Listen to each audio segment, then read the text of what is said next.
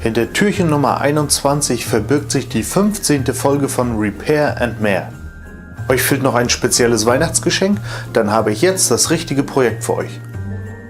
Ach so, und was ich noch vergessen habe, in dieser Folge gebe ich natürlich auch die Gewinner des Gewinnspiels bekannt. Und damit jetzt die ganzen Geier nicht auf das Video klicken und bis zum Ende durchspulen und sich das Projekt überhaupt gar nicht angucken, werde ich die Gewinner innerhalb des Projektes unten aufploppen lassen. Und die haben dann die Chance, sich bei mir zu melden und ihren Gewinn zu bekommen. Viel Spaß!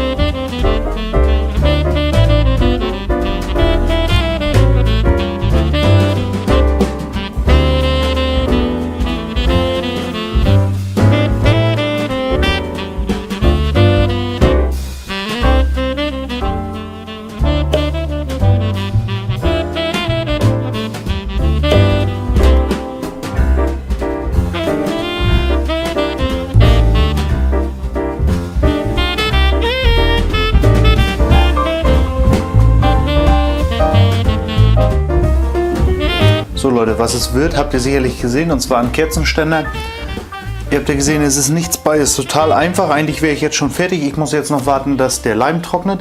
Deswegen nehme ich das ganze Ding mit rein, damit der Leim auch wirklich abbindet. Und danach werde ich es nochmal die Kanten überschleifen, Flammen einölen und dann ist es eigentlich fertig. Wir warten darauf jetzt, dass der Leim trocken wird. Bis später.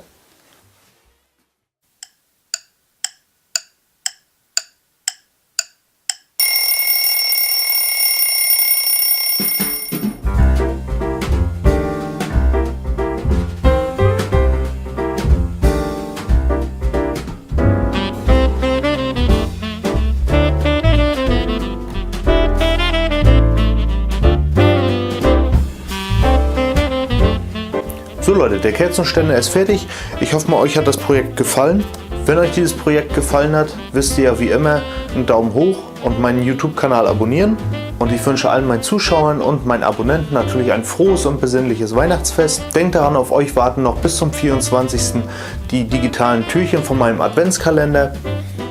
Und wie der Kerzenständer bei Dunkelheit aussieht, das zeige ich euch jetzt.